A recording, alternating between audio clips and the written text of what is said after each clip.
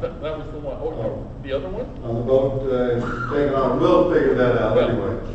You tell me. Is there anyone opposed to us doing something like that? If you do, please let us know. As a group, I'm not talking about individually, but as a group. Okay, so it looks like we're on track. You might consider the Charitable Foundation, which is an IRS tax-exempt group. We go in there because we are a group that, under leadership of the sub-vets, that our scholarships go to children and grandchildren of the members who, in fact, wouldn't get a scholarship out of the Dolphin program because those bastards have a bunch of Yale professors looking to see who the eggheads are, and they're you know, the kids that need the scholarships get one from us, but they won't get one out of the Dolphin or the college programs. Good point, and that's another way of raising the young people who'll keep our heritage alive by giving them scholarships. And I've always believed very strongly in scholarship programs. Yes, sir. Just to bring that up a little clearer, all WW2 grandchildren are also eligible for scholarships at USSVI. Okay.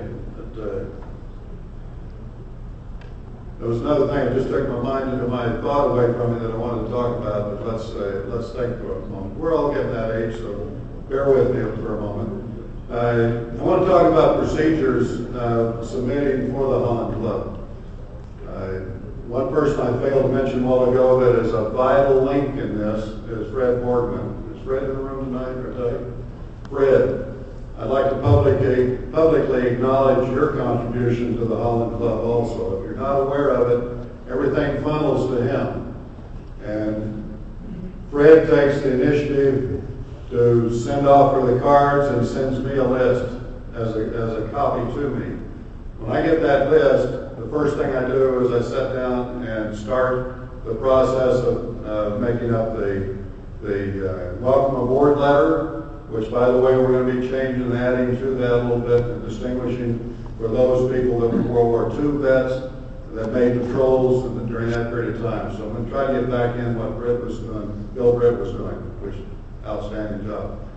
But then I start on the certificates, and I try to match those and do a double check on them. And there's only been, I think, one or two that slipped through my fingers with a misspelling. But right away I got an email back when they received it and quickly sent another replacement for them.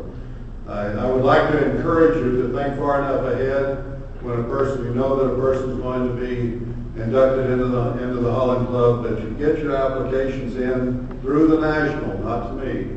Because all I do is forward them, and that confuses the issue. Send it to the National with a request to the Holland Club. They will verify the eligibility, and that's where Fred comes in, and then he notifies everybody. All of the members at large right now, when I get a package together, I can put them all in one package, and priority mail, so I know where they're going, and I've got a return receipt. I send those back to Fred, and he takes with the cards. The cards come to me, by the way, and then I send out the package individually. We had one case where the post office dropped it in the mud and ruined the whole package, and we had to do a whole package again. So that's only up in that northwest corner up there where they they're backwoods. They don't necessarily. I'm sure so many people are around. What I'm saying is a lot of rain and mud up there. That probably postman slipped or something. Anyway, damage is back. I want to be of service to you and your bases. I want to try to make my job easy too, because I'm a little lazy when it comes to that. I want to try to get them in and try to get them out to you in a timely manner.